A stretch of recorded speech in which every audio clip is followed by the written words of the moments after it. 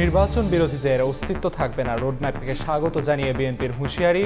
সংস্কার ও সনদের ফয়সালার আগেই প্রকাশ করায় খুশি নয় জামাত এনসিপি। ডাকসু জাকসুতে অর্ধেক ভোটার নারী হলেও প্রার্থী খুবই কম। সাইবার বুলিং ও হেনস্থার ভয়ে নির্বাচনে লড়তে অনাগ্রহ। নিরাপদ ক্যাম্পাস নিশ্চিত হলে পরিস্থিতি পাল্টানোর আশা। চট্টগ্রাম বন্দরের কন্টেইনার জট নিয়ন্ত্রণে। বহির্নোঙরে জাহাজের অবস্থান 7 দিন থেকে কমে 12 ঘন্টা। দৈনিক 15 থেকে 20,000 ডলারের ডেমারেজ বাঁচছে আমদানিকারকদের। মুনাফার সঙ্গে ক্ষতির ভাগও নিতে হবে শরিয়াহ ভিত্তিক ব্যাংকের আমানতকারীদের। চূড়ান্ত হওয়ার পথে ইসলামী ব্যাংক কোম্পানি আইন।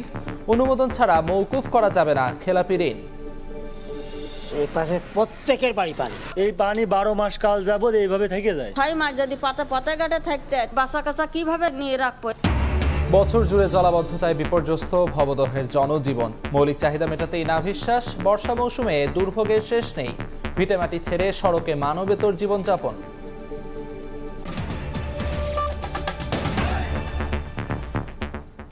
সকালের সময়ের সঙ্গে আছি আমি আমিরুল ইসলাম আলিফ। নির্বাচন কমিশন ঘোষিত রোডম্যাপকে স্বাগত জানিয়েছে বিএনপি। দলটির মহাসচিব মির্জা ফখরুল ইসলাম আলমগীর সময় সংবাদকে জানান, দেশের সমস্যা সমাধানে নির্বাচন ছাড়া কোনো উপায় নেই। যারা নির্বাচন বয়কট কিংবা বাধা দেওয়ার চেষ্টা করবে তাদের অস্তিত্ব থাকবে না বলেও সতর্ক করেন মির্জা ফখরুল। আশা প্রকাশ করে বলেন, এবারে নির্বাচন হবে সুষ্ঠু ও অবাধ। আহমেদ সালেহিনের রিপোর্ট। গত মে মাসে লন্ডনে ডক্টর ইউনূস ও তারেক রহমানের বৈঠকের পর নির্বাচনের সময়সীমা নিয়ে একটি ধারণা উঠে আসে। এরপর জাতির উদ্দেশ্যে দেয়া ভাষণে অন্তর্বর্তী সরকার প্রধান জানান, আগামী ফেব্রুয়ারিতে হচ্ছে ত্রয়োদশ জাতীয় সংসদ নির্বাচন। ফেব্রুয়ারি মাসে জাতীয় নির্বাচন অনুষ্ঠানের আয়োজন করে সে পথে এবার হাঁটল নির্বাচন কমিশনও। বৃহস্পতিবার দুপুরে নির্বাচনী রোডম্যাপ ঘোষণা করে সাংবিধানিক এই প্রতিষ্ঠানটি। নির্বাচনী রোডম্যাপকে স্বাগত জানিয়েছেন বিএনপি মহাসচিব। সময় সংবাদকে দেয়া একান্ত সাক্ষাৎকারে মির্জা ফখরুল ইসলাম আলমগীর বলেন, দেশের সমস্যা সমাধানে নির্বাচন দেওয়ার কোনো বিকল্প নেই। আমি তো খুশি না, আমি খুব খুশি। আমি সবসময় আশাবাদী ছিল না, আমি কতগুলো হিসাব মিলাই দেখি যে নির্বাচন দেওয়া ছাড়া কোনো উপায় নেই।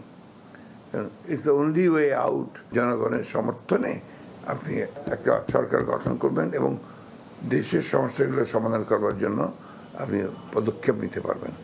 যে ম্যান্ডেট আর পিপুলের কাছ থেকে পাবেন, ওটাই আপনার শক্তি। তখন আপনার কাউকে ভয় করতে হবে না। যারা নির্বাচনে বাধা কিংবা বর্জনের সিদ্ধান্ত নিচ্ছেন তাদের উদ্দেশ্যে বিএনপি মহাসচিব বলেন, যারা হঠকারী সিদ্ধান্ত নেবে তারা নিজেরাই ক্ষতিগ্রস্ত হবে। তিনি আশা প্রকাশ করে বলেন, এবারের নির্বাচন হবে অবাধ ও সুষ্ঠু। জনগণ নির্বাচন চায়, সেখানে ক্ষতিগ্রস্ত হবে ওই দলগুলি, সবচেয়ে বেশি ক্ষতিগ্রস্ত হবে। নির্বাচন বাধাগ্রস্ত হবে কিনা আমি মনে করি না যে এটাতে নির্বাচন বাধাগ্রস্ত হবে। নির্বাচন না আসে আপনি নিশ্চিন্ন হয়ে যাবেন, অস্তিত্ব থাকবে না আপনার। কারণ এইবার তো একটা ফ্রি ফেয়ার ইলেকশন হবে, তাই না? তো ইলেকশনে আপনি যখন আসবেন না তখন আপনি ইলেকশন বিশ্বাসই করেন না। গণতান্ত্রিক দল হিসেবে বিএনপি অন্তর্বর্তীকালীন সরকারকে আগেও সহযোগিতা করেছে, সামনেও সব ধরনের সহায়তা করবে বলেও আশ্বস্ত করেন দলটির মহাসচিব মির্জা ফখরুল ইসলাম আলমগীর। আহমেদ সালেহিন, সময় সংবাদ, ঢাকা। সংস্কার নিয়ে চূড়ান্ত সিদ্ধান্তর আগেই নির্বাচনী রোডম্যাপ ঘোষণায় সন্তুষ্ট নয় জামাত। দলটির নায়েবে আমির সৈয়দ আবদুল্লাহ মোহাম্মদ তাহের বলেছেন, নির্বাচন পদ্ধতি ও সংস্কার নিয়ে সরকারের চূড়ান্ত সিদ্ধান্ত সন্নিবেশ করে রোডম্যাপ ঘোষণা হলে ভালো হতো। এ সময় সুষ্ঠু নির্বাচন নিয়ে শঙ্কা প্রকাশ করেন তিনি। এদিকে জুলাই সনদ চূড়ান্ত হওয়ার আগে নির্বাচনী রোডম্যাপ ঘোষণা অন্তর্বর্তী সরকারের প্রতিশ্রুতি ভঙ্গের শামিল বলে মন্তব্য করেছেন এনসিপি নেতারা। সংখ্যানুপাতিক পদ্ধতিতে আগামী জাতীয় নির্বাচন এবং প্রয়োজনীয় রাষ্ট্র সংস্কার ও অভ্যুত্থানে গণহত্যার বিচারের দাবিতে আলোচনা সভার আয়োজন করে বাংলাদেশ জামায়াতে ইসলামী। বৃহস্পতিবার বিকেলে জাতীয় প্রেস ক্লাবে এ আয়োজনে উঠে আসে ইসির নির্বাচনী রোডম্যাপ প্রসঙ্গ।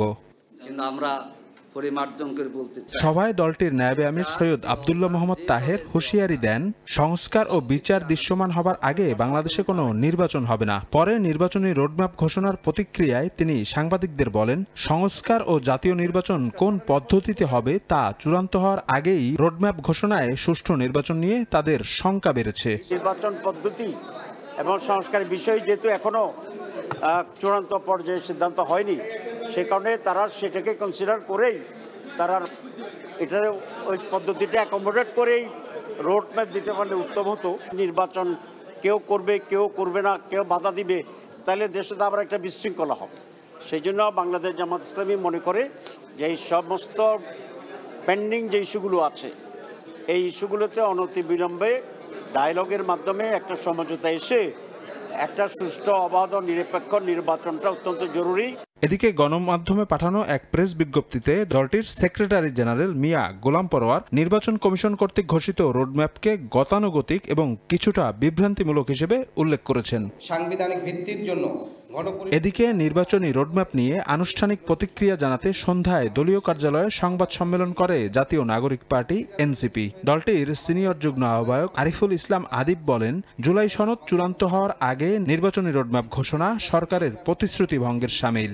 জুলাই সনদ চূড়ান্ত না করে এবং জুলাই সনদ বাস্তবায়নের প্রক্রিয়া নিয়ে কোনো সিদ্ধান্তে উপনীত না হয়ে নির্বাচনের রোডম্যাপ ঘোষণা ঐক্যমত কমিশন এবং অন্তর্বর্তীকালীন সরকারের প্রতিশ্রুতি ভঙ্গের শামিল। এদিকে দলীয় কর্মসূচির আওতায় শুক্রবার থেকে ৩ দিন ব্যাপী ২৭টি উপজেলায় উঠানের নতুন সংবিধান নামে উঠান বৈঠক করবে বলে জানান এনসিপির মুখ্য সংগঠক হাসনাত আব্দুল্লাহ। উপজেলায় পর্যায়ে আমরা আমাদের কার্যক্রম প্রসারিত করতে চাই এবং সেটির অংশ হিসেবে আমরা প্রাথমিকভাবে আমরা ২৭টি উপজেলা দিয়ে আমরা শুরু করছি। প্রথম ধাপে সেটি ১ তারিখ পর্যন্ত। এনসিপির কার্যক্রম প্রান্তিক পর্যায়ে নিয়ে যেতে এ উদ্যোগ বলে দাবি দলটির নেতাদের। শফিক মুন্সি, সময় সংবাদ, ঢাকা। এবার ছাত্র সংসদ নির্বাচনের খবর।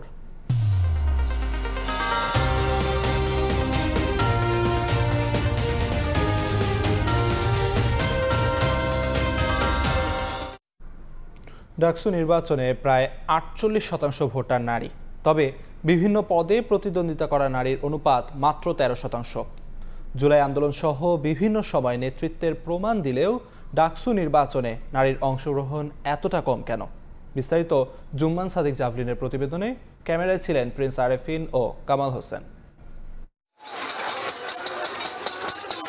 অতীতের বিভিন্ন আন্দোলনের মতো জুলাই গণঅভ্যুত্থানে সরব অংশগ্রহণ ছিল ঢাকা বিশ্ববিদ্যালয়ের নারী শিক্ষার্থীদের। অভ্যুত্থানের ১ বছর পর হচ্ছে ডাকসু নির্বাচন। ৬ বছর পর হতে যাওয়া কেন্দ্রীয় সংসদ নির্বাচনে বেড়েছে নারী ভোটার ও প্রার্থী। তবে পুরুষ শিক্ষার্থীদের সঙ্গে এখনও কাঁধে কাঁধ মেলাতে পারেননি জয়িতারা। কেন্দ্রীয় সংসদের ২৮ পদের বিপরীতে মোট ৪৭১ প্রার্থীর মধ্যে নারী মাত্র ৬২ জন। প্রশ্ন জাগে, নেতৃত্বের যোগ্যতা থাকার পরও কেন এই অনাগ্রহ? বিশ্ববিদ্যালয়ের মেয়েদের হলগুলোতে থাকার জায়গা নেই, তারা পড়াশুনো করার সুযোগটা পায় না। তারা কিভাবে রাজনীতি করবে, তারা কিভাবে অন্যের উন্নয়নের কথা ভাববে? আমি একটা বিশ্ববিদ্যালয়ের স্টুডেন্ট, আর আমাকে হচ্ছে টুকাইদের দ্বারা উত্তক্ত হইতে হচ্ছে। হ্যাঁ, আমাকে একজন রিক্সাওয়ালা আমাকে ইমপ্রিজিং করতেছে। অনলাইন কিংবা অফলাইন হরহামেশাই নারীদের হতে হচ্ছে হেনস্থার শিকার। সাইবার বুলিংয়ে অনেকেই গুটিয়ে নিচ্ছেন নিজেকে। স্লাট শেমিং, যেভাবে বুলিংয়ের শিকার হতে হচ্ছে। একই সাথে শুধু আমাদের প্যানেলের নারীরা যে এরকম না, আপনি প্রত্যেকটা প্যানেলের দেখবেন দেখা যায় আমার ওই ছাত্রদল ট্যাগটা নিয়ে একটা বড় রকমের ট্যাগিংয়ের রাজনীতি করা হয়। তো এই জিনিসগুলো যখন হয়, যাদের আগ্রহ আছে তারাও আসলে করতে চায় না। যে আমরা যখন প্রক্টরের কাছে এটা সমাধান খুঁজতে যাই, তারাও কিন্তু আমাদের কোনো ধরনের শেল্টার দিতে পারছে না। বিভিন্ন ছাত্র সংগঠনের প্যানেলে নারীদের অন্তর্ভুক্ত করা হলেও তাকে নাম সর্বস্ব হিসেবেই দেখছেন প্রার্থীরা। যারাই আসে তারা কিন্তু তাদের রাজনৈতিক ম্যান্ডেটটা তুলে দেওয়ার জন্যই আসে, তারা কিন্তু ওমেন এম্পাওয়ারমেন্ট হিসেবে আসতেছে না। নারীদেরকে হচ্ছে টোকেনিজম হিসেবে ব্যবহার করা হচ্ছে। তাদের কোনো ধরনের আন্তরিকতা থাকে না সারা বছর, কিন্তু এখন এসে ডাকসুর ডামাডোলে সবাই এসে খুবই নারী বান্ধব সাজার চেষ্টা করছে। স্রোতের প্রতিকূলে লড়াইকারীদের বিশ্বাস, একদিন পাল্টাবে এই পরিস্থিতি। বিশ্বাস করি যে যেহেতু আজকে আমি হেমা চাকমা আসতে পেরেছি, আগামীতে যারা যদি ডাকসুটা হয় এবং হওয়া উচিত, তাহলে এটা ৩-৪ গুণ বেড়ে আসবে। চাইবো যে প্রতি বছরই হচ্ছে কোনো নারী নেতৃত্ব আসুক এবং নারীদের ক্রীড়ার সাথে জিনিসটা ট্যাবু হয়ে না থাকুক। ডাকসু নির্বাচনে ভিপি পদে ৫ জন, জিএস পদে ১ জন ও এজিএস পদে লড়ছেন ৪ নারী প্রার্থী। ২৮টি পদের মধ্যে আন্তর্জাতিক ও ছাত্র পরিবহন পদে নেই কোনো নারী শিক্ষার্থী। জুম্মান সাদিক, জ্যাভলিন, সময় সংবাদ, ঢাকা। দীর্ঘ ৩২ বছর পর জাহাঙ্গীরনগর বিশ্ববিদ্যালয়ে হতে যাচ্ছে ছাত্র সংসদ নির্বাচন। বিভিন্ন সময় বিভিন্ন ইস্যুতে আন্দোলন সংগ্রামে অগ্রণী ভূমিকা রাখলেও এবারের প্রার্থী তালিকায় নারীদের উপস্থিতি কম। শিক্ষকরা বলছেন, ২০২৪ সালের ৫ আগস্টের পর ক্যাম্পাসে নারী বান্ধব পরিবেশ তৈরি না হওয়ায় নেতৃত্বে সংকট দেখা দিয়েছে। বিশ্ববিদ্যালয়ে নারী শিক্ষার্থীদের ক্ষমতায়নে বেশ কিছু পদ সৃষ্টি করা হয়েছে বলে জানান ডাকসু নির্বাচন কমিশন। মুজাফফর হোসেন জয়ের পাঠানো তথ্য ও মনির হোসেনের ছবি নিয়ে রিপোর্ট। ধর্ষণে অভিযুক্ত ছাত্রলীগ নেতা মানিকের বিরুদ্ধে আন্দোলন থেকে শুরু করে কোটা সংস্কার আন্দোলন ও সরকার পতনের আন্দোলন, জাহাঙ্গীরনগর বিশ্ববিদ্যালয়ের সব আন্দোলনেই অগ্রণী ভূমিকা রেখেছেন নারী শিক্ষার্থীরা। অথচ আসন্ন বিশ্ববিদ্যালয়ের ছাত্র সংসদ নির্বাচনে নারী প্রার্থীর সংখ্যা মোট প্রার্থীর মাত্র 1/4। আশানুরূপ অংশগ্রহণ না থাকায় শিক্ষার্থীদের মধ্যেই তৈরি হয়েছে প্রশ্ন। নারী শিক্ষার্থীরা বলছেন, সাইবার বুলিং সহ সারা দেশে নারী নির্যাতন ও ধর্ষণের ন্যায় বিচার না পাওয়ার ঘটনাগুলোর কারণে নেতৃত্বে যেতে পরিবার নিরুৎসাহিত করে। জাহাঙ্গীরনগর বিশ্ববিদ্যালয়ের নারীরা সমস্ত কিছুতে অগ্রণী ভূমিকা পালন করেছে এবং গণ অভ্যুত্থানও সর্বশেষ আপনারা দেখেছেন সেটা। তো সেই নারীদের অংশগ্রহণ অনেকাংশই কম। নারী বান্ধব সামাজিক এবং রাজনৈতিক অঙ্গনের ঘাটতির জন্যই আজকে নারী নেতৃত্বের এই রকম ঘাটতি বা সংকটাপন্ন অবস্থা। শিক্ষকরা বলছেন, 2024 সালের 5 আগস্টের ঘটনার পর নারী বান্ধব পরিবেশ না থাকায় ক্যাম্পাসে নারী নেতৃত্ব সংকটে পড়েছে।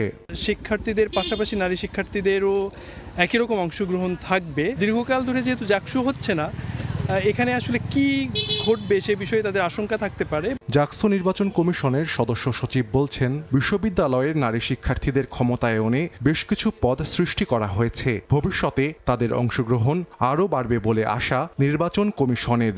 বিশ্ববিদ্যালয়ের পরিবার চায় নারীদের ক্ষমতায়ন। আমরা আশা করি যে এইবার প্রথমবারের মতোই নির্বাচন হচ্ছে, ভবিষ্যতে এই সংখ্যা আরও অনেক বৃদ্ধি পাবে। আগামী 11 সেপ্টেম্বর জাহাঙ্গীরনগর বিশ্ববিদ্যালয়ে ছাত্র সংসদ ও জাকসু নির্বাচনের ভোট গ্রহণ। 10ম আয়োজনে মোট 12,000 ভোটারের মধ্যে 49% নারী শিক্ষার্থী। সময় সংবাদ, সাভার। সন্ত্রাস বিরোধী আইনের মামলায় সাবেক মন্ত্রী লতিফ সিদ্দিকী, ঢাকা বিশ্ববিদ্যালয়ের অধ্যাপক হাফিজুর রহমান কার্জন সহ 14 জনকে গ্রেফতার দেখানো হবে বলে জানিয়েছে পুলিশ। বৃহস্পতিবার রাতে তথ্য জানান ডিএমপির অতিরিক্ত কমিশনার শফিকুল ইসলাম। এর আগে সকালে ডিআরইউতে মঞ্চ 71 নামে একটি সংগঠনের গোলটেবিল বৈঠকে যোগ দেন লতিফ সিদ্দিকী, ঢাকা বিশ্ববিদ্যালয়ের অধ্যাপক হাফিজুর রহমান কার্জন, সাংবাদিক মঞ্জুরুল আলম পান্না সহ কয়েকজন মুক্তিযোদ্ধা। আকস্মিকভাবে তাদেরকে অবরুদ্ধ করে হেনস্থা করেন একদল লোক। পরে তাদের আটক করে ডিবি কার্যালয়ে নেয় পুলিশ।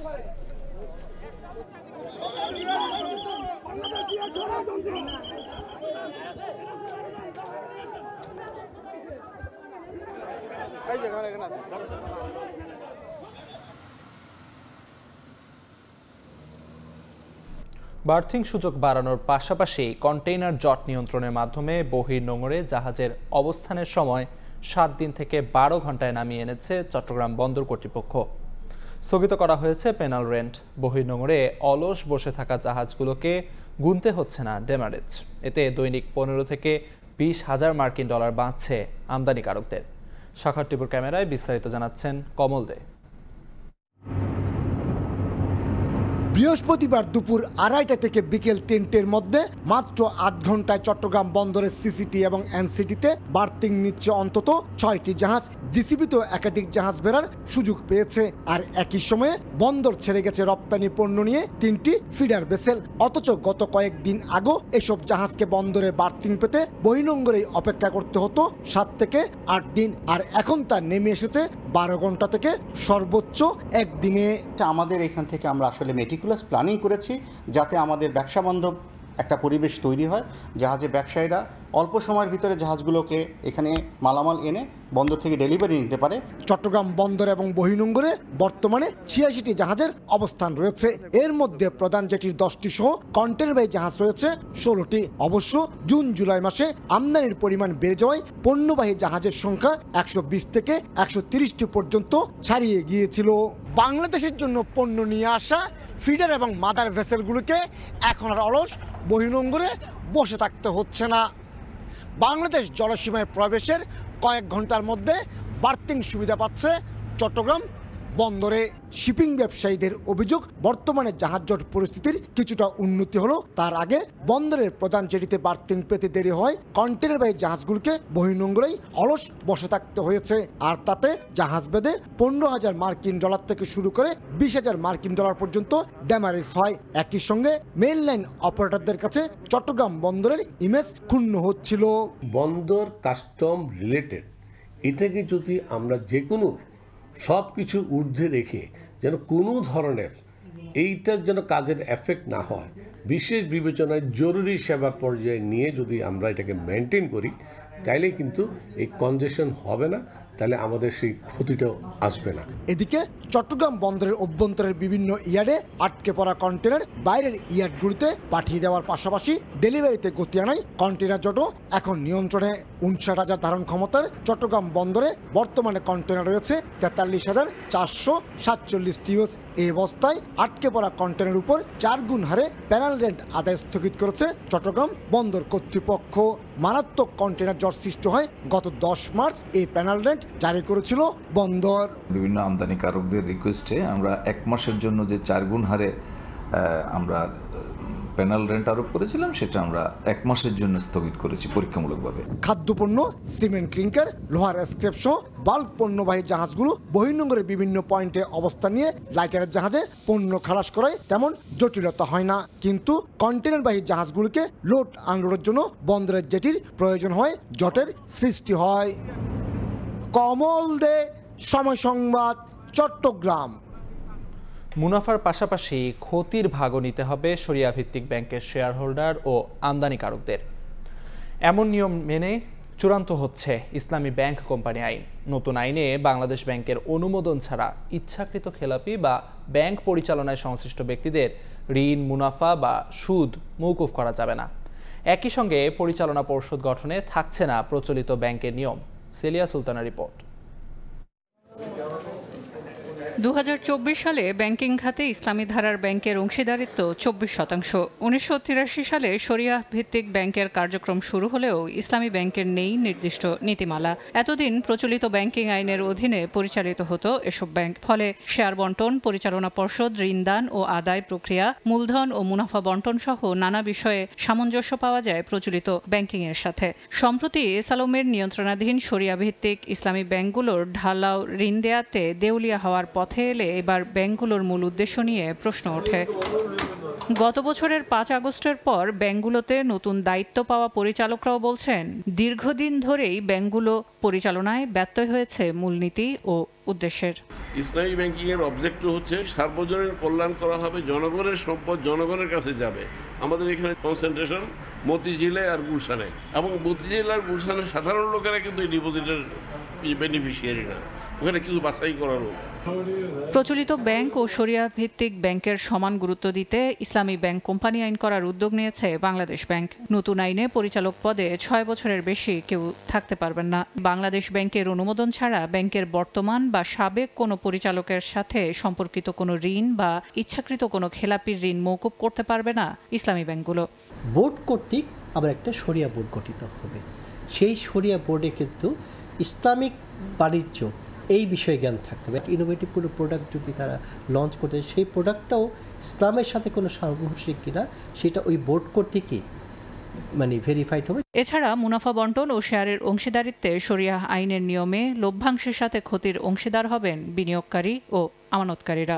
ইসলামী ব্যাংকের সাথে যখন আপনি আমানত করবেন, তখন শুধুমাত্র মুনাফা হবে এই একটি বিষয়কে টার্গেট করে আপনি ওখানে আমানত রাখবেন না। আপনি ওখানে লস হলে সেই লস ইনকার করার মতো মানসিকতা আপনার থাকতে হবে। এছাড়া ইসলামী ব্যাংক আইনের আওতায় থাকা ব্যাংক অন্য কোনো কোম্পানির শেয়ার কিনতে এবং লভ্যাংশ প্রদানের ক্ষেত্রে বিধিনিষেধ ও নিয়ম মানার বাধ্যবাধকতা থাকবে। সেলিয়া সুলতানা, সময় সংবাদ, ঢাকা। যশোরে দুঃখ ভবদহ, যার বেশিরভাগ এলাকা বছরের অধিকাংশ সময় পানিতে থই থই করে। এই এক কারণে মৌলিক চাহিদার প্রায় সব ক্ষেত্রেই দুর্ভোগ পোহাতে হয় এই অঞ্চলের লাখ লাখ মানুষকে। বর্ষা এলেই ভিটেমাটি ছেড়ে সড়কে আশ্রয় নিতে বাধ্য হয় মানুষ। বছরের পর বছর ধরে চলছে এই ভোগান্তি। যশোরের ভবদহ অঞ্চল ঘুরে এসে মোবারক শুভ এবং সোহেল কোরেশির ছবিতে আলামিন তুষারের রিপোর্ট।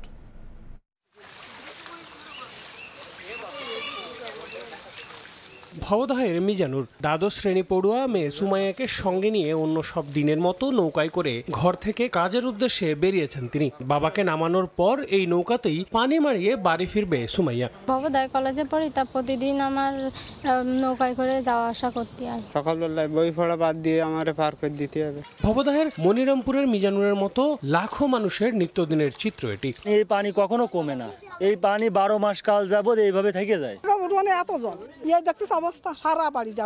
উঠোন থেকে শুরু করে পানিতে তলিয়ে আছে সড়কও। এর মধ্য দিয়েই সাইকেল চালিয়ে শিক্ষা প্রতিষ্ঠান থেকে ফিরছে ফারজানা।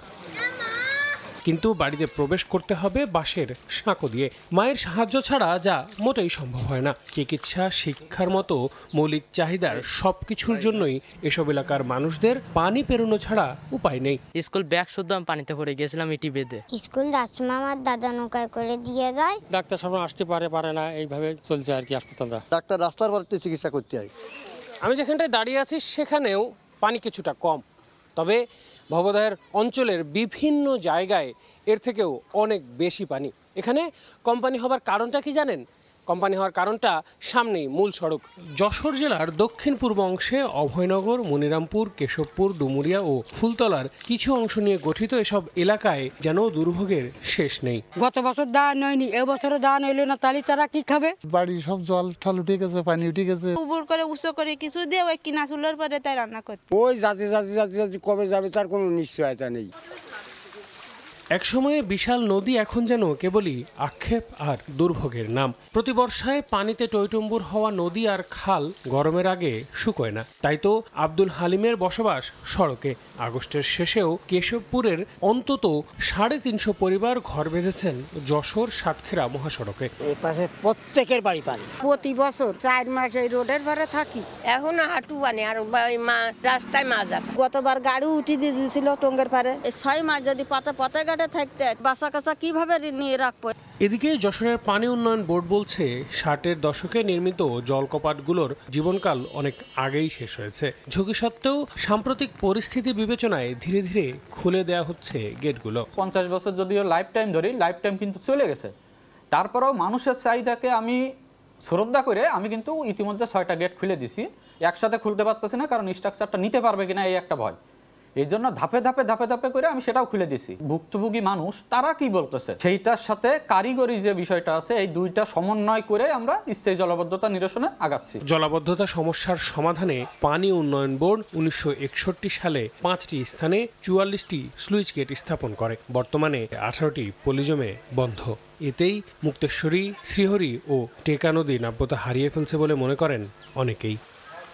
আল আমিন তুষার, সময় সংবাদ, যশোর। রাতভর নদ থেকে অবৈধভাবে উত্তোলন করা হচ্ছে শত শত ঘনফুট বালু।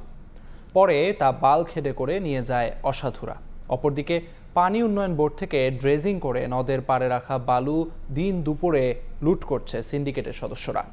এই দুই কারণে চরম ঝুঁকিতে প্রায় 98 কোটি টাকা ব্যয়ে মাদারীপুরের শিবচরে আড়িয়াল খাঁ নদের ওপর নির্মিত সেতু। এখনই ব্যবস্থা না নিলে যে কোনো সময় দুর্ঘটনার শঙ্কা স্থানীয়দের, যদিও কার্যকর পদক্ষেপ গ্রহণের আশ্বাস দিয়েছে সংশ্লিষ্টরা। সঞ্জয় কর্মকার অভিজিত রিপোর্ট, ছবি তুলেছেন শাহাদাত আকন।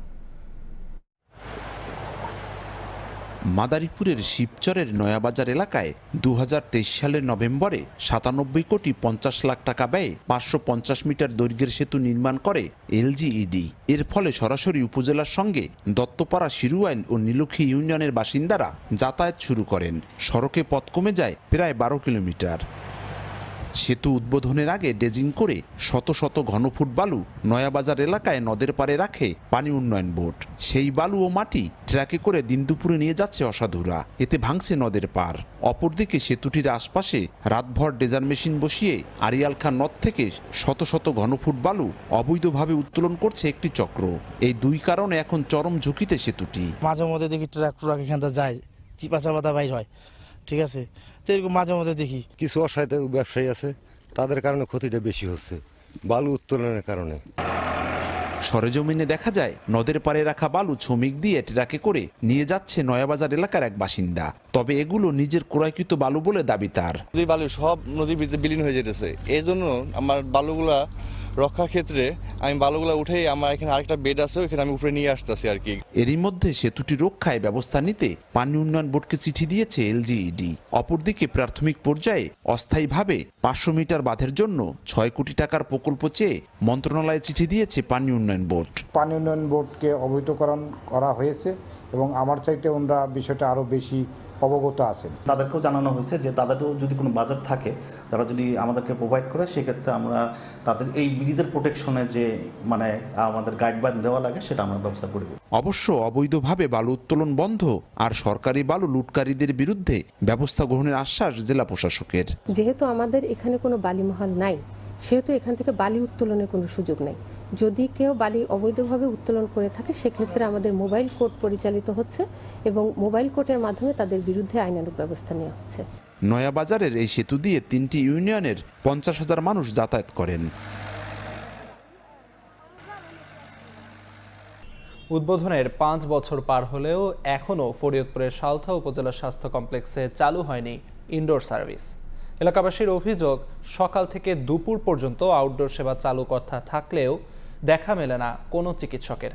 এমনকি নার্সরাও কর্মস্থলে যোগ না দিয়েই বেতন নিচ্ছেন ঘরে বসে। কর্তৃপক্ষ বলছে, হাসপাতাল নির্মাণের পর সৃজন করা হয়নি প্রয়োজনীয় পদ। বিষয়টি সমাধানের উদ্যোগ নেওয়া হয়েছে। শিকদার সজলে পাঠানো তথ্য ও ছবি নিয়ে রিপোর্ট। ভর দুপুরে শুনশান নীরবতা হাসপাতালে, বন্ধ বেশিরভাগ কক্ষ, নেই কোনো রোগী ও চিকিৎসকের দেখা। 2020 সালের 24 মার্চ উদ্বোধন করা হয় ফরিদপুরের সালথা উপজেলা স্বাস্থ্য কমপ্লেক্স। 50 শয্যার এই হাসপাতালে এখন পর্যন্ত পদায়ন করা হয়েছে 1 জন করে আবাসিক মেডিকেল অফিসার ও সার্জন। নার্সের সংখ্যা 20 জন। এর বাইরে কোনো টেকনিশিয়ান, আয়া, পরিচ্ছন্নতা ও নিরাপত্তা কর্মীর কোনো পদ সৃষ্টি করা হয়নি। এ কারণে এখনো পর্যন্ত চালু করা যায়নি ইনডোর সার্ভিস। অথচ শয্যা, অপারেশন থিয়েটার এবং বিভিন্ন পরীক্ষা যন্ত্রপাতি পড়ে আছে অযত্নে। এলাকাবাসীর অভিযোগ, সকাল থেকে দুপুর পর্যন্ত আউটডোর সেবা চালু থাকার কথা থাকলেও দেখা মেলে না কোনো চিকিৎসকের। এমনকি নার্সরাও কর্মস্থলে যোগ না দিয়েই বেতন নিচ্ছেন ঘরে বসে। হাসপাতালে মেশিনপত্র সব আছে, কিন্তু হাসপাতালে চিকিৎসা পূর্ণাঙ্গভাবে শুরু হয় নাই। বেশিরভাগই রোগী ভর্তি তো রাখে না, ফরিদপুর পাঠায় দেয়। আমরা চাই 24 ঘন্টা যাতে হসপিটাল চালু থাক। কর্তৃপক্ষ বলছে, 3য় শ্রেণীর 8টি ও 4র্থ শ্রেণীর 12টি পদে জনবল থাকার প্রয়োজন থাকলেও এখন পর্যন্ত 15টি পদ সৃজন করেনি মন্ত্রণালয়। আর 5টি পদ সৃজন করলেও জনবল নিয়োগ হয়নি। এ কারণে ইনডোর সেবা চালু করা সম্ভব নয়। তবে পদ সৃজন করে পদায়নের জন্য আবেদন করা হয়েছে। জনবল ছাড়া তো ইনডোর চালু করা একেবারে অসম্ভব, যেটা আমাদের পক্ষে সম্ভব নয়। জনবল প্রয়োজন, পাশাপাশি আমাদের ডক্টরের প্রয়োজন আছে। আমাদের চিকিৎসক সংকট আছে, সেটা পদ সৃজনের জন্য আমরা গত 2 মাস আগেই কাগজপত্র পাঠাইছি। আশা করি পদ সৃজন হইলে এবং নিয়োগ হইলে আমরা অন্তর্বিভাগ দ্রুতই চালু করতে পারবো। স্বাস্থ্য বিভাগের তথ্য মতে ফরিদপুরের সালথা উপজেলা স্বাস্থ্য কমপ্লেক্স নির্মাণে সরকার ব্যয় করে 18 কোটি 70 লাখ টাকা। সময় সংবাদ, ফরিদপুর। গোপালগঞ্জে নয়, মুন্সিগঞ্জের সিরাজদিখানে হবে দেশের প্রথম ভ্যাকসিন প্ল্যান্ট। রাজধানীর কাছে ইছামতি নদীর তীরে প্ল্যান্টটি ঘিরে কর্মসংস্থান তৈরি হওয়ার আশা করছেন স্থানীয়রা। নাসিরউদ্দিন উজ্জ্বলের রিপোর্ট, ছবি তুলেছেন আবু সাইদ। মুন্সিগঞ্জের ইছামতি নদীর তীরের জনপদ সিরাজদিখান উপজেলার চিত্রকোটের গোয়ালখালী। অবশেষে রাজধানীর কাছের এই জনপদকেই বেছে নেওয়া হয়েছে ভ্যাকসিন প্ল্যান্টের জন্য। 16 আগস্ট এলাকাটি পরিদর্শন করে তা চূড়ান্ত করেছেন স্বাস্থ্য উপদেষ্টা। ভ্যাকসিন উৎপাদনের পর তা ফ্রিজিং করে সারা দেশে সরবরাহ করা হবে। সহজ যাতায়াত ও রাজধানীর কাছাকাছি হওয়ায় এই এলাকা নির্ধারণ করা হয়। চট্টগ্রামে প্রক্রিয়াধীন অ্যান্টিভেনম প্ল্যান্টও এখানে স্থানান্তরের নির্দেশনা দেওয়া হয়েছে। সব মিলিয়ে পূর্ণ সক্ষমতা অর্জনে আরও 2.5 থেকে 3 বছর সময় লাগবে বলে জানান স্বাস্থ্য উপদেষ্টা। সেই মেশিনারিজগুলো আমরা চেষ্টা করব যত দ্রুত আনা যায়। তবে যেটা বলা হচ্ছে, কারণ এগুলো একদিকে পাস হতে হবে, নানা সিস্টেম তো আছে, প্রায় 6 মাসের মতন লেগে যাবে। প্রকল্পটি ঘিরে এলাকাটিতে নতুন সম্ভাবনা দেখা দিয়েছে। এতে স্থানীয়রা খুশি। এই প্রকল্পকে অগ্রাধিকার দিচ্ছে বিসিক। আমাদের মুন্সিগঞ্জ জেলাতে যদি একটা কারখানা তৈরি হয়, তাহলে আমাদের জনগণের খুব সুবিধা হবে। দেশের উপকার হবে, মানুষের উপকার হবে, কর্মসংস্থান হবে।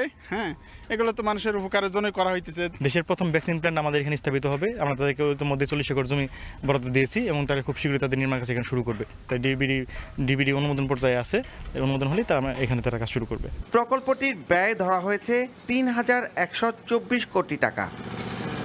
মানিকগঞ্জের পর গোপালগঞ্জ ঘুরে অবশেষে দেশের প্রথম ভ্যাকসিন প্ল্যান্ট হতে যাচ্ছে মুন্সিগঞ্জের এখানে। ওষুধের পাশাপাশি এখানে তৈরি হবে অ্যান্টিভেনম।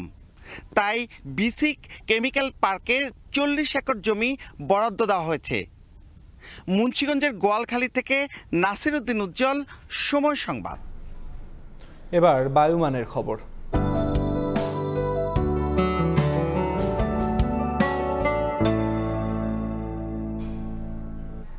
দেখে নেব আজকের বাতাসের বায়ুমান সূচক। বায়ুমান বিষয়ক সংস্থা IQAir এর সূচক অনুযায়ী বাংলাদেশে এখনকার বাতাসের মান: ঢাকা বিভাগের বায়ুর মান ৬২, যা সন্তোষজনক। বাতাসের আর্দ্রতা ৯১%। চট্টগ্রাম বিভাগে বায়ুর মান ৫৪, এটিও সন্তোষজনক। বাতাসের আর্দ্রতা ৮৮। রাজশাহী বিভাগে বায়ুমান ৭৩, যা সন্তোষজনক। আর্দ্রতা ৯৫। সিলেট বিভাগে বায়ুর মান ৫৬, এটি সন্তোষজনক। বাতাসের আর্দ্রতা ৯২%। খুলনা বিভাগের বায়ুমান ৫৭, যা সন্তোষজনক। বাতাসের আর্দ্রতা ৯৩। বরিশাল বিভাগে বায়ুর মান ৫৫, এটিও সন্তোষজনক। আর্দ্রতা ৯০। রংপুর বিভাগের বায়ুমান ৭১, যা সন্তোষজনক। বাতাসের আর্দ্রতা ৯১। ময়মনসিংহ বিভাগের বায়ুর মান ৬৯, এটিও সন্তোষজনক। বাতাসের আর্দ্রতা ৯৩%। সারা দেশে বায়ুর মান সবচেয়ে ভালো চট্টগ্রামে ৫৪ আর সবচেয়ে খারাপ রাজশাহীতে ৭৩। এবছর বৃষ্টি কম হওয়ায় আশানুরূপ পাট উৎপাদন হয়েছে মানিকগঞ্জে। যদিও উৎপাদন খরচ বাড়ায় কাঙ্ক্ষিত লাভ না হওয়ায় হতাশ কৃষকরা। তাই চাষিদের কথা মাথায় রেখে রফতানি বাড়াতে শিল্প ও বাণিজ্য মন্ত্রণালয়কে তাগিদ দেওয়ার কথা জানিয়েছে জেলা কৃষি সম্প্রসারণ অধিদপ্তর। এদিকে পাটের ব্যবহার বাড়াতে প্লাস্টিকের বিরুদ্ধে ব্যবস্থা নেওয়ার আশ্বাস কৃষি উপদেষ্টার। ভোর থেকেই হাকডাকে সরগরম মানিকগঞ্জের ২০০ বছরের ঐতিহ্যবাহী ঘিওরের পাটের হাট। মনপ্রতি পাট বিক্রি হচ্ছে ৩৬০০ থেকে ৩৭০০ টাকায়। তবে উৎপাদন খরচ বাড়ায় কম লাভ হওয়ার কথা জানাচ্ছেন কৃষকরা। আমাকে তো ভাই পোষায় না, এখন কৃষকের দাম বেশি, কামলার দাম বাড়তি, সারের দাম বাড়তি, আটকার দাম যদি বাড়তি হয় একটু ভালো হয় আমাদের। ৪,০০০-এর উপরে পাটের দাম পোষাইব এখন। ব্যবসায়ীরা বলছেন বর্তমানে দেশের পাটকলগুলোতে পাটের ব্যাপক চাহিদা রয়েছে। পাট অনেক আমদানি আছে। আমরা ঘিওর হাট বড় হাট। আমি দিতেছি নদীর পার RM জুট মিলে, টিমেক্সে, বগুড়া জুট মিলে। বৃষ্টি হলেই হাঁটু পানি এবং কি কাদা, এই জায়গায় পাট কেনার মতন কোনো পরিবেশ নেই আর কি। ১৭৪ বছর আগে এই হাট লাগছে, কিন্তু সেই হাটের জন্য কোনো কার্যকলাপ, কোনো কাজ হচ্ছে না। শুধু দেশের বাজারই নয়, আন্তর্জাতিক বাজার ধরতে শিল্প ও বাণিজ্য মন্ত্রণালয়ের সাথে যোগাযোগ অব্যাহত রয়েছে বলে জানিয়েছে জেলা কৃষি সম্প্রসারণ অধিদপ্তর। বিদেশে আমাদের পাট চাষিদের পাটটা রপ্তানি করলে আসলে তারা তাদের যে বিকৃত অর্থ তারা বেশি পরিমাণে পাবে। এ লক্ষ্যে আমাদের কৃষি সম্প্রসারণ অধিদপ্তর আমরা যখনই সুযোগ পাই আমাদের যারা ঊর্ধ্বতন মহল আছে, বিশেষ করে বাণিজ্য মন্ত্রণালয়, শিল্প মন্ত্রণালয়, আমরা ওনাদের সাথে সর্বক্ষণ যোগাযোগ করার চেষ্টা করছি। এদিকে পাট ও পাটজাত দ্রব্যের ব্যবহার বাড়াতে পলিথিন ও প্লাস্টিকের বিরুদ্ধে ব্যবস্থা নেওয়া হচ্ছে বলে জানিয়েছেন কৃষি উপদেষ্টা।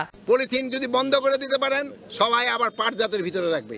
এখন কিন্তু আমাদের দেখবেন যে কৃষি বা ইসের থেকে এই পলিথিন এবং প্লাস্টিক এটার বিরুদ্ধে কিন্তু ব্যবস্থা নেওয়া হচ্ছে। জেলা কৃষি অধিদপ্তরের তথ্য মতে চলতি বছর জেলায় ৪,২৭৫ হেক্টর জমিতে ১৭,০০০ মেট্রিক টন পাট উৎপাদনের লক্ষ্যমাত্রা ধরা হয়েছে। সময় সংবাদ, মানিকগঞ্জ। গাজায় ইসরায়েলি হামলায় ৬১ ফিলিস্তিনি নিহত হয়েছেন। নিহতদের মধ্যে ১৯ জন ত্রাণ প্রত্যাশী ছিলেন। এরই মধ্যে স্থানীয় হাসপাতাল জানায় ক্ষুধা ও অপুষ্টিতে উপত্যকাটিতে আরও ৪ জনের মৃত্যু হয়েছে, যার মধ্যে ২ জন শিশু। জাতিসংঘ মহাসচিব আন্তোনিও গুতেরেস বলেন, গাজায় চলমান দুর্ভিক্ষ কোনো প্রাকৃতিক পরিস্থিতি নয়, বরং ইচ্ছাকৃত সিদ্ধান্তের ফল। তার মতে এ ধরনের পদক্ষেপ মানবিক নীতিকে অমান্য করে এবং তাৎক্ষণিক প্রতিকার না হলে পরিস্থিতি আরও ভয়াবহ হয়ে উঠবে। ভারতের অগ্নি-5 ক্ষেপণাস্ত্র পরীক্ষা দক্ষিণ এশিয়ার নিরাপত্তা ভারসাম্যকে নতুন চ্যালেঞ্জে ফেলেছে। এই ক্ষেপণাস্ত্র পাকিস্তান ছাড়াও চীনের কৌশলগত লক্ষ্যবস্তুকে নিশানায় রাখতে সক্ষম। অন্যদিকে পাকিস্তান নিজেদের প্রতিরক্ষা ব্যবস্থা জোরদারে কাজ করলেও অর্থনৈতিক সীমাবদ্ধতার কারণে ভারতের সঙ্গে তাল মেলাতে পারছে না। নিরাপত্তা বিশ্লেষকরা বলছেন, ভারতের অগ্নি-6 প্রকল্প চালু হলে আঞ্চলিক উত্তেজনা আরও বেড়ে যাবে, যা কেবল পাকিস্তানের সঙ্গে নয়, ভারত, চীন ও বৈশ্বিক শক্তির দ্বন্দ্বেও প্রভাব ফেলবে।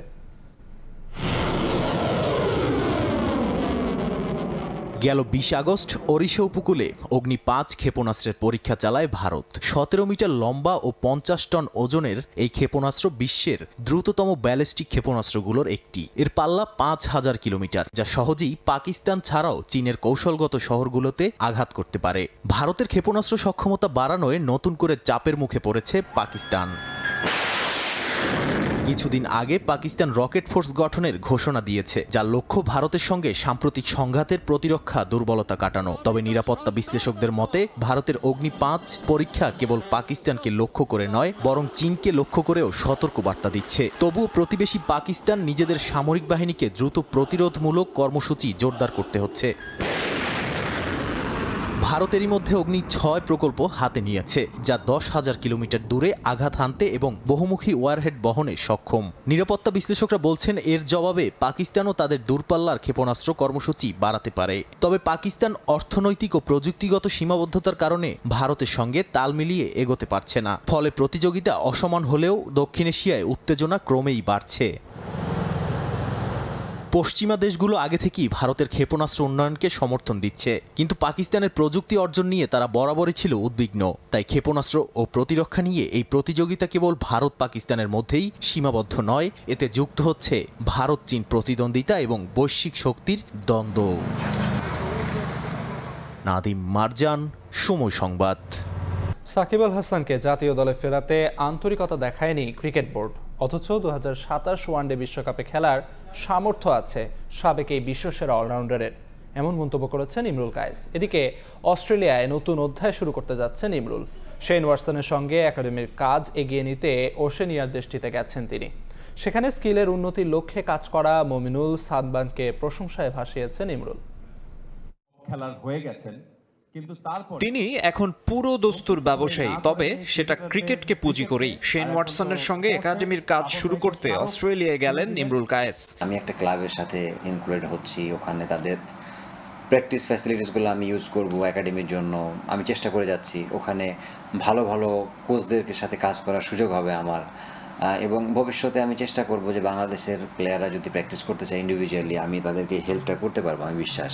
আমার ইচ্ছা আছে সেপ্টেম্বর 7 তারিখ থেকে একটা সেশন দিব, তারপরে এভরি সেশন ওয়াইজ আমরা প্র্যাকটিসের একটা শিডিউল দিয়ে দেব। নিজ উদ্যোগে অস্ট্রেলিয়ার একাডেমিতে কাজ করছেন মুমিনুল হক ও সাদমান ইসলাম। টাইগারদের 2 টেস্ট ব্যাটারকে সুযোগ করে দিয়েছেন সাবেক কোচ চান্ডিকা হাথুরু সিংহে। ম্যাথিউ হেইডেনের সঙ্গেও বিশেষ সেশনের কথা রয়েছে। মুমিনুল সাদমানদের এই উদ্যোগকে সাধুবাদ জানিয়েছেন ভিনদেশে একাডেমি নিয়ে কাজ করা ইমরুল। দেশ থেকে তাদের নিজের উদ্যোগে যে অস্ট্রেলিয়াতে প্র্যাকটিস করতেছে, এটা অনেক বড় একটা সাহসের ব্যাপার। কোয়াব বা বিসিবি নির্বাচনে আগ্রহ নেই। আগামী জানুয়ারি পর্যন্ত থাকবেন বিদেশ বিভূঁইয়েই। দীর্ঘ সময় বাংলাদেশের বাইরে থাকতে হচ্ছে ইমরুল কায়েসের বন্ধু সাকিব আল হাসানকেও। PSL, CPL, max 60 foreign franchise লিগগুলোতে দেখা গেলেও তার আন্তর্জাতিক ক্যারিয়ার অনিশ্চয়তার মুখে। সাবেক বিশ্বসেরা অলরাউন্ডারের এমন পরিণতি কষ্ট দেয় ইমরুলকে। যদি উদ্যোগ নেওয়া হতো তাহলে আমার মনে হয় যে সাকিব একজন ব্যক্তি যে বাংলাদেশে যে ক্রিকেট খেলবে। আমরা সবাই দেখেছি সাকিব কতদিন রাজনীতি করেছে, কি রাজনীতি করেছে, এবং যখন কোনো অভ্যুত্থান হলো বাংলাদেশে, জুলাই গণ অভ্যুত্থান, তখন সাকিব কোথায় ছিল, কি করতেছিল? ওই কানাডাতে লিগ খেলতেছিল। সাকিব আল হাসানের সে অ্যাবিলিটি আছে যে এখনো কামব্যাক করা এবং ন্যাশনাল টিমকে দেওয়া। আমি মনে করি চাইলে এখনো 2 বছর খেলতে পারে, ও যদি মনে করে 27 ওয়ার্ল্ড কাপও খেলতে পারে। জাতীয় দলে সাকিব খেলবেন কি খেলবেন না সেটা নিশ্চিত নয়, তবে শিগগিরই মিরাজ কায়েসের কোম্পানি এমকেএস এর ব্যাট দিয়ে খেলবেন মিস্টার 75। এটা নেক্সট অক্টোবর থেকে ওর আমাদের সাথে কন্ট্যাক্ট হবে, পুমার সাথে ওর কন্ট্যাক্ট শেষ। মাকসুম আলম খান, সময় সংবাদ, ঢাকা। এ পর্যায়ে শীর্ষ সংবাদগুলো জানিয়ে দিচ্ছি আরেকবার। নির্বাচন বিরোধীদের অস্তিত্ব থাকবে না, রোডম্যাপকে স্বাগত জানিয়ে বিএনপির হুঁশিয়ারি। সংস্কার ও সনদের ফয়সালার আগেই প্রকাশ করায় খুশি নয় জামায়াত এনসিপি।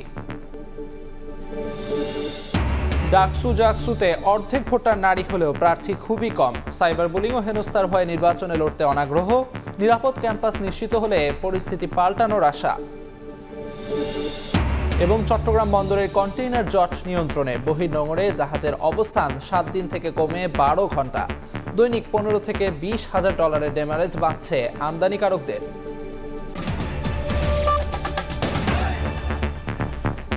এই ছিল সকালের সময়। সঙ্গে থাকুন সময়।